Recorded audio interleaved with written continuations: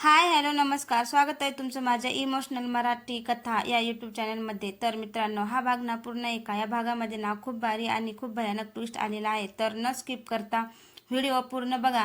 आणि यानंतरच्या पूर्ण भागात असा धमाकेदार ट्विस्ट असणार आहे. तर ही स्टोरीचा एकही भाग मिस करू नका. तुम्ही पूर्ण बघा. चला तर मग कथेला सुरुवात करू. मुक्का मुलीचं प्रेम भाग 12. कोर्टात सगळे शांत उभे होते. मावशीने सईकडे पाहिले आणि म्हणाली, हो, मी काही गोष्टी लपवल्या, पण तुझ्या विरुद्ध नाही, तुझ्यासाठी. सईच्या डोळ्यात अश्रू आले. तिने वहीत लिहिलं. मग खरं काय आहे? मावशीने एक जुना लिफाफा अथर्वच्या हातात दिला. हा तुझ्या आईने माझ्याकडे ठेवला होता. योग्य वेळ आली की सईला द्यायचा होता. अथर्वने लिफाफा उघडला. आत एक छोटा संदेश होता. सईला तिच्या भूतकाळापासून घाबरू देऊ नका. तिचं मुख पण तिची कमजोरी नाही, तिच्या मनाची ताकद आहे. सईच्या डोळ्यात अश्रू आले. अथर्वने तिच्याकडे पाहिलं आणि म्हणाला, तू बोलत नसली तरी तुझं मन मला नेहमी समजतं. सईने हलकसं हसून वहीत लिहिलं, आणि माझं मन फक्त तुझ्यावर विश्वास ठेवतं. अथर्वच्या चेहऱ्यावर हसू आलं. तेवढ्यात न्यायालयातील एका अधिकाऱ्याने नवीन पुरावा आणला. त्या सईच्या आईने काही वर्षापूर्वी केलेली नोंद होती. माझ्या मुलीच्या आयुष्यात एक व्यक्ती येईल जी तिच्या शब्दापेक्षा तिच्या शांततेला समजून घेईल. अथर्वने ती ओळ वाचली. सईने त्याच्याकडे पाहिले. दोघांनाही जाणवलं की त्यांच्या नात्यामागे फक्त योगायोग नव्हता, त्यांच्या कुटुंबानेही या नात्याची काळजी घेतली होती. पण अचानक कोर्टाच्या बाहेरून एक व्यक्ती धावत आली. त्याच्या हातात एक जुना फोटो होता. तो म्हणाला, तुम्ही सगळे चुकीच्या व्यक्तीवर संशय घेत आहात. खरं सत्य माझ्याकडे आहे. सगळे त्याच्याकडे वळले. त्याने फोटो पुढे केला. फोटो पाहताच अथर्वच्या चेहऱ्यावर आश्चर्य उमटलं. कोर्टात आलेल्या त्या व्यक्तीने फोटो अथर्वच्या हातात दिला. अथर्वने फोटो पाहिला आणि काही क्षण तो काहीच बोलला नाही. सईने वहीत लिहिलं, या फोटोमध्ये काय आहे? अथर्वने फोटो तिच्या समोर केला. फोटोमध्ये सईची आई, आरवचे वडील आणि एक अनोळखी व्यक्ती दिसत होती. फोटोच्या मागे एक तारीख आणि एक वाक्य लिहिलं होतं. या दिवशी सगळं बदललं. त्या व्यक्तीने सांगितलं, मी तुमच्या कुटुंबाचा जुना कर्मचारी आहे. मला त्या दिवसाबद्दल सगळं माहिती आहे. अथर्वने विचारलं, मग आजपर्यंत तुम्ही शांत का होता? तो म्हणाला, कारण माझ्याकडे पुरावा नव्हता. आता हा फोटो आणि ही डायरी माझ्याकडे आहे. त्याने एक जुनी डायरी पुढे केली. अथर्वने डायरी उघडली. पहिल्याच पानावर लिहिलं होतं, माझ्या मुलीला वाचवण्यासाठी मला तिच्यापासून दूर जावं लागलं. सईच्या डोळ्यात अश्रू आले. तिने थरथरत्या हाताने वहीत लिहिलं, आईने मला सोडलं नव्हतं. त्या व्यक्तीने मान हलवली. नाही, ती तुला सोडून गेली नव्हती, ती तुला वाचवत होती. पुढच्या पानावर एका जुन्या घराचा पत्ता होता. अथर्व म्हणाला, हा पत्ता मला माहीत आहे. हेच ते घर आहे जिथे तुझ्या आईने शेवटचे काही दिवस घालवले होते. सईने लगेच जाण्याचा निर्णय घेतला. दोघे त्या घरात पोहोचले. घराच्या एका खोलीत त्यांना जुना कप्पा सापडला. कप्प्यात एक पत्र होतं. सईने पत्र उघडलं. पहिल्याच वहीत लिहिलं होतं, माझ्या मुलीला माझा आवाज ऐकू येत नसेल तरी माझे प्रेम तिच्यापर्यंत नक्की पोहोचेल. सईच्या डोळ्यातून अश्रू वाहू लागले. पण पत्राच्या शेवटच्या ओळीत एक धक्कादायक वाक्य होतं, माझ्या मुलीच्या आयुष्यातील सर्वात मोठं सत्य अजूनही माझ्या मोठ्या पेटीत बंद आहे. अथर्वने आजूबाजूला पाहिलं. मग ती पेटी कुठे आहे? तेवढ्यात कपाटाच्या मागून किल्ली खाली पडली. किल्ली जमिनीवर पडताच सईने ती उचलली. अथर्वने खोलीत शोध घेतला. एका जुन्या कपाटाच्या मागे एक छोटी लोखंडी पेटी सापडली. सईने किल्ली कुलपात लावली. क्लिक, पेटी उघडली. आत एक जुना फोटो, एक पत्र आणि काही कागदपत्र होती. सईने फोटो हातात घेतला. फोटोमध्ये तिची आई एका लहान मुलीला जवळ घेऊन उभी होती. अथर्वने विचारलं, ही मुलगी कोण आहे? सईने फोटो नीट पाहिला. तिच्या चेहऱ्यावर अचानक ओळखीचा भाव आला. तिने वहीत लिहिलं, मला वाटतं ही माझी बहीण आहे. अथर्वने पत्र उघडलं. त्यात लिहिलं होतं, सई, तुझ्यापासून एक सत्य लपवलं गेलं. तू एकटी नाहीस, तुझी एक बहीण आहे. पण तिचं आयुष्य वाचवण्यासाठी आम्हाला तिला दुसऱ्या कुटुंबाकडे सोपवावं लागलं. सईच्या डोळ्यात अश्रू आले. माझी बहीण जिवंत आहे. पत्रात तिचा पत्ता नव्हता, फक्त एक नाव लिहिलं होतं, काव्या. अथर्वने कागदपत्र तपासली. त्यात एका जुन्या शाळेचा उल्लेख होता. काव्याच्या शेवटचा ठाव ठिकाणा या शाळेशी जोडलेले आहे. या शाळेशी जोडलेला आहे. सईने अथर्वकडे पाहिलं. अथर्व म्हणाला, आपण तिला शोधू. दोघे दुसऱ्या दिवशी त्या शाळेत पोहोचले. जुन्या रजिस्टरमध्ये नाव शोधताना एका पानावर काव्या हे नाव दिसलं. त्याखाली एक पत्ता लिहिला होता. सईने तो पत्ता वाचला आणि स्तब्ध झाली, कारण तो पत्ता होता सईच्या मावशीचा जुनं घर. अथर्वने तिच्याकडे पाहिलं. म्हणजे तुझ्या मावशीला काव्याबद्दल सगळं माहिती होतं. सईने मान हलवली. तेवढ्यात मागून एका मुलीचा आवाज आला, तुम्ही काव्याला शोधत आहात का? दोघांनी मागे वळून पाहिलं. समोर एक मुलगी उभी होती. समोर उभी असलेली मुलगी शांतपणे म्हणाली, हो, मला काव्याबद्दल माहिती आहे. सईने वहीत लिहिलं, काव्या कुठे आहे? मुलीने उत्तर दिलं, ती तुमच्या अपेक्षेपेक्षा खूप जवळ आहे. अथर्वने आश्चर्याने विचारलं, तुला तिच्याबद्दल एवढं कसं माहिती? मुलीने आपल्या पर्समधून एक जुना फोटो काढला. फोटोमध्ये काव्या आणि ती दोघी लहानपणीच्या दिसत होत्या. काव्या माझी मैत्रीण आहे, पण काही महिन्यापूर्वी ती अचानक या शहरातून निघून गेली. सईने काळजीनं विचारलं, ती कुठे गेली? मुलीने एक पत्ता दिला. अथर्व आणि सई त्या पत्त्यावर पोहोचले. दारावर नावाची पाटी होती, काव्या देशमुख. सईने दारावर हलकेच टकटक केली. काही क्षणांनी दार उघडलं. समोर एक मुलगी उभी होती. तिने सईकडे पाहिलं. दोघींच्या चेहऱ्यावर एकसारखे भाव उमटले. काव्याने हळू आवाजात विचारलं, तू सई आहेस? सईच्या डोळ्यात अश्रू आले. तिने वहीत लिहिलं, हो मीच. काव्याने सईला घट्ट मिठी मारली. मला नेहमी वाटायचं की एक दिवस तू मला शोधतीस. अथर्व शांतपणे हे सगळं पाहत होता.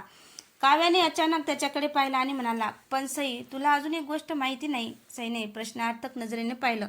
काव्याने एक जुना लिफाफा बाहेर काढला. हा लिफाफा मला मावशीने दिला होता. तिने सांगितलं होतं की योग्य वेळ आली की तो तुला द्यायचा. सईने लिफाफा उघडला. आत तिच्या आईचं पत्र होतं. पहिल्याच वळीत लिहिलं होतं, माझ्या दोन्ही मुलींना एकत्र आणणारी व्यक्ती म्हणजे अथर्व. सई आणि काव्या दोघींनी अथर्वकडे पाहिलं. अथर्वचं नाव पत्रात पाहून सई आणि काव्या दोघीही त्याच्याकडे पाहू लागल्या. अथर्वने आचार्याने विचारलं, माझं नाव? पण तुमच्या आईला माझ्याबद्दल एवढं कसं माहिती होतं? काव्याने पत्र पुढे केलं. पूर्ण पत्र वाचल्याशिवाय उत्तर मिळणार नाही. सईने पत्र उघडलं. त्यात लिहिलं होतं, अथर्वच्या वडिलांनी माझ्या दोन्ही मुलीचं रक्षण करण्याचं वचन दिलं होतं, पण परिस्थितीमुळे सई आणि काव्या वेगवेगळ्या झाल्या. सईच्या डोळ्यात अश्रू आले. काव्या म्हणाली, म्हणजे आपल्याला वेगळं करण्यामागे कुणाचा तरी मोठा हेतू होता. अथर्वने मान हलवली.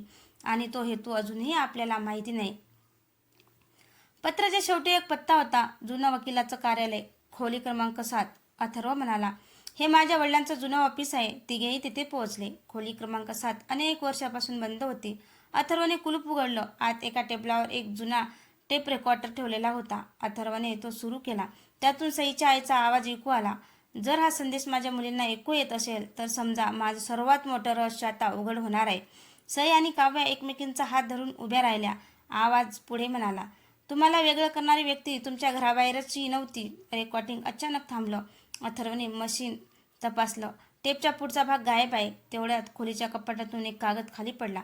त्यावर फक्त एकच वाक्य होतं, उरलेला संदेश मिळवायचा असेल तर जुन्या न्यायालयाच्या तळघरात जा. अथर्वने सई आणि काव्याकडे पाहिलं. आपल्याला आता तिथे जावंच लागेल. पण तिघांना माहीत नव्हतं, तळघरात त्यांच्या आईच्या भूतकाळाशी जोडलेलं सर्वात मोठं सत्य त्यांची वाट पाहत होतं. सई, काव्या आणि अथर्व जुन्या न्यायालयाच्या तळघरात पोहोचले. तळघरात अनेक जुन्या फाईल्स आणि कागदपत्र ठेवलेली होती. अथर्वने टॉर्चच्या प्रकाशात शोध सुरू केला. काही वेळाने त्याला एक लोखंडी कपाट दिसलं. त्यावर लिहिलं होतं, खाजगी प्रकरण, मालती. सईने ते नाव पाहताच कपाटाजवळ धाव घेतली. कपाट उघडलं. आत एक जुना टेप रेकॉर्डर आणि एक लिफाफा होता. अथर्वने टेप सुरू केली. सईच्या आईचा आवाज पुन्हा ऐकू आला, माझ्या मुलींना वेगळं करण्याचा निर्णय माझा नव्हता. मला तसं करायला भाग पाडलं गेलं. सईच्या डोळ्यात अश्रू आले. काव्याने तिचा हात धरला. रेकॉर्डिंगमध्ये पुढे आवाज आला, ज्या व्यक्तीने मला धमकावलं ती माझ्या अगदी जवळची व्यक्ती होती. मी तिचं नाव लिहून ठेवते. टेप अचानक थांबली. अथर्वने टेप उलटवली. त्यात एक छोटा कागद अडकलेला होता. त्यावर नाव होतं, मावशी. सई स्तब्ध झाली. म्हणजे मावशीने आईला भाग पाडलं होतं? काव्या म्हणाली, कदाचित, पण आपल्याला तिचं कारणही समजून घ्यावं लागेल. तेवढ्या तळघराच्या दारातून आवाज आला, हो, कारण माझ्याकडे दुसरा पर्यायच नव्हता. सई, काव्य आणि अथर्वने मागे होऊन पाहिलं. दारात मावशी उभी होती. तिच्या हातात एक जुनी फाईल होती. ती म्हणाली, आज मी तुम्हाला सगळं खरं सांगणार आहे. अथर्वने विचारलं, मग इतकी वर्ष तुम्ही सत्य का लपवलं? मावशीने फाईल उघडली. पहिल्या पानावर एक जुना फोटो होता. फोटो पाहताच काव्या अचानक म्हणाली, हा माणूस मला लहानपणापासून शोधत होता. काव्याने फोटो हातात घेतला आणि काही क्षण ती शांत राहिली. हा माणूस माझ्या बालपणीच्या आठवणीमध्ये आहे. मावशीने मान हलवली. हो, याच व्यक्तीमुळे तुझ्या आणि सईच्या आईला अनेक वर्ष भीतीमध्ये जगावं लागलं. अथर्वने विचारलं, पण त्याला तुमच्या मुलीमध्ये एवढा रस का होता? मावशीने फाईलमधील एक कागद पुढे केला. त्या कागदावर सईच्या वडिलांनी सही होती. त्या कागदावर सईच्या वडिलांची सही होती. मुलींच्या सुरक्षतेसाठी त्यांची ओळख गुप्त ठेवावी. अथर्वने विचारलं, याचा अर्थ त्यांना त्यांच्या मुलीच्या जीवाला धोका असल्याचं माहीत होतं? मावशी म्हणाली, हो, म्हणूनच मी सईला माझ्याकडे ठेवलं आणि काव्याला दुसऱ्या कुटुंबाकडे पाठवलं. सईच्या डोळ्यात अश्रू आले. तिने वहीत लिहिलं, मग तुम्ही आईला का दोषी ठरवू दिलं? मावशी काही क्षण शांत राहिली. कारण मला स्वतःला दोष घ्यावा लागला. जर त्या लोकांना खरं कळलं असतं तर ते तुमच्यापर्यंत पोहोचले असते, काव्याने विचारलं. आणि आता? मावशी म्हणाली. आता तो धोका संपलेला नाही. तेवढ्यात अथर्वच्या फोनवर एक संदेश आला. तुम्ही तळघरात जे शोधत आहात ते आधीच माझ्याकडे आहे. खाली कोणाचंही नाव नव्हतं. अथर्वने फोन सगळ्यांना दाखवला. सईने वहीत लिहिलं, आपल्याला कोणीतरी पाहतंय. अथर्वने आजूबाजूला पाहिलं. तळघराच्या एका कोपऱ्यात एक छोटा कॅमेरा दिसला. इथे आपल्यावर नजर ठेवली जात होती. मावशीने लगेच फाईल बंद केली. आपल्याला इथून लगेच निघावं लागेल. सगळे बाहेर पडणार. इतक्यात काव्याला जमिनीवर एक छोटा लिफाफा दिसला. त्यावर लिहिलं होतं, सईसाठी तिच्या आईकडून. सईने लिफाफा हातात घेतला, पण तो उघडण्याआधीच मावशी म्हणाली, हे पत्र उघडण्यापूर्वी एक गोष्ट लक्षात ठेव. या तुझ्या आईचं सर्वात मोठं गुपित आहे. सईने लिफाफ्याकडे पाहिलं. सईने आईचा लिफाफा हातात घट्ट धरला. मावशी म्हणाली, हे पत्र वाचल्यानंतर तुझ्या आयुष्याकडे पाहण्याचा तुझा दृष्टिकोन बदलू शकतो. अथर्व तिच्या शेजारी उभा राहिला. सईने हळूच लिफाफा उघडला. पत्रात लिहिलं होतं, माझ्या सई आणि काव्याला, जर तुम्ही हे पत्र एकत्र वाचत असाल तर माझी सर्वात मोठी इच्छा पूर्ण झाली आहे.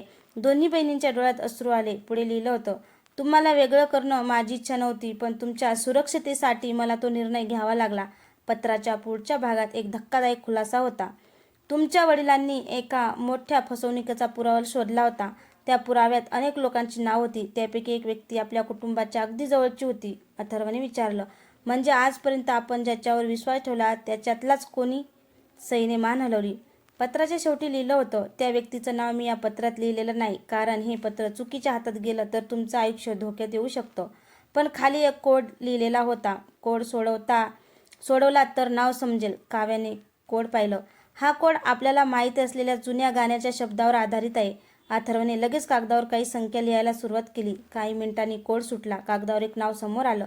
सईने ते नाव वाचलं आणि तिच्या डोळ्यात अविश्वास दाटून आला, कारण ते नाव होतं अथर्वच्या वडिलांचं. अथर्व स्तब्ध झाला. नाही, माझे बाबा असं करू शकत नाहीत. तेवढ्यात मावशी म्हणाली, म्हणूनच मी इतकी वर्षे हे सत्य लपवलं होतं. तर मित्रांनो, तुम्हाला हा भाग कसा वाटला? भाग आवडल्यास कमेंटमध्ये नक्की सांगा. आणि चॅनलवर नवीन असाल तर चॅनलला सबस्क्राईब करा, जेणेकरून माझी येणारी